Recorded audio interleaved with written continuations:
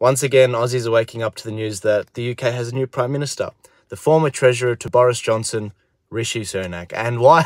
We're not surprised by this, are we? I mean, on Friday, I posted a video where Majid Nawaz explained what Rishi Sunak believes in, a global digital currency, and Nigel Farage predicted it would be Rishi Sunak that would get the position.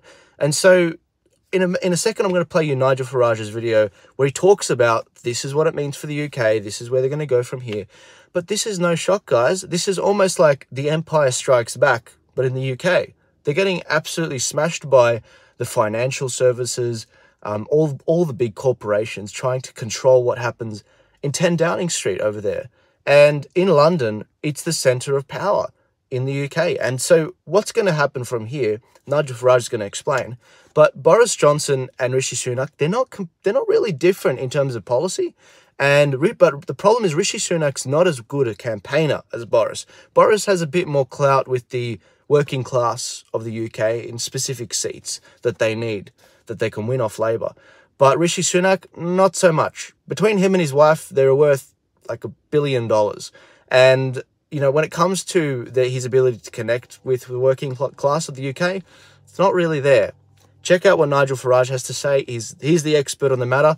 And thank you for sharing the video on Friday. It got 150,000 views. That's why a lot of people aren't shocked by this announcement this morning. Let's see what Nigel has to say. So there we have it. In the last few months, we've had 4 Chancellors of the Exchequer. Yes, we've had 3 Home Secretaries, 2 monarchs, and now our 3rd Prime Minister. Yes, September's loser is now October's winner. Rishi Sunak is our new Prime Minister. I can almost hear you cheering from here. What does it all mean? Well, Boris dropped out. You could feel the support ebbing away from him over the weekend. Even his former employers at The Spectator and The Telegraph were saying now is not the time.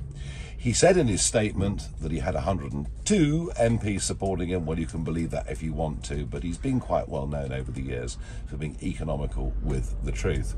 If he thought he had a shot at being PM again, in my view, he would have gone for it. But he says, no, I put country before party, meaning he can have another go at some point in the future. So it's Rishi Sunak. What does all that mean? Well, you'll hear a lot about stability, that Rishi will bring stability. Quite right. It's exactly what he'll bring, a continuum of all the policies of Conservative governments for the last 12 years.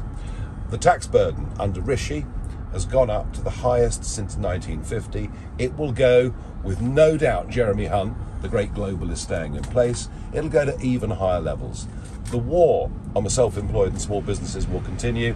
Bear in mind, from April the 1st, corporation tax up 6%. You know, remember, your local laundrette pays corporation tax. Dividend income, which is how most directors of small limited companies pay themselves, up 1.25%, and the vicious IR35 rules to stay absolutely in place. So nothing will change there. We will continue with low growth. We will continue with low productivity. But it's okay. The markets will like it. The pound will rally a bit, and we'll call it stability.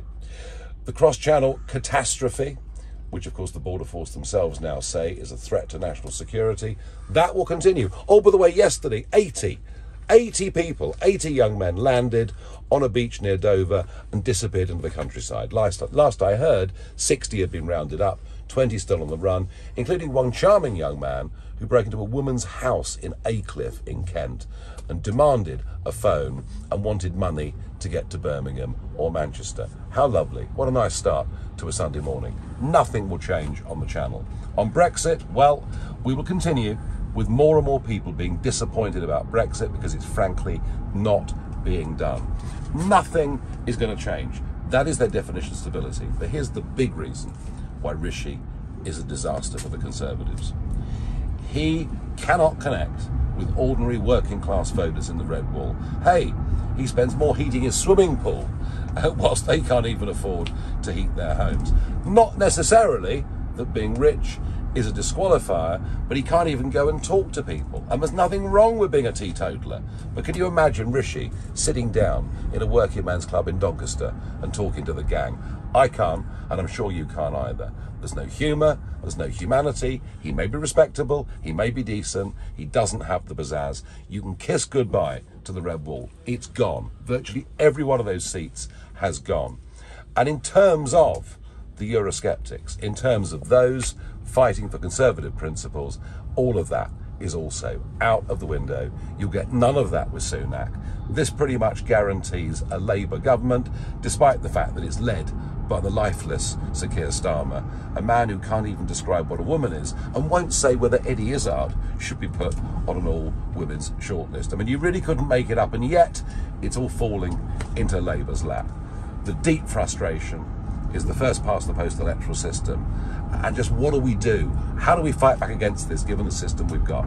I don't yet know all the answers to that, other than it needs some really big names to step forward.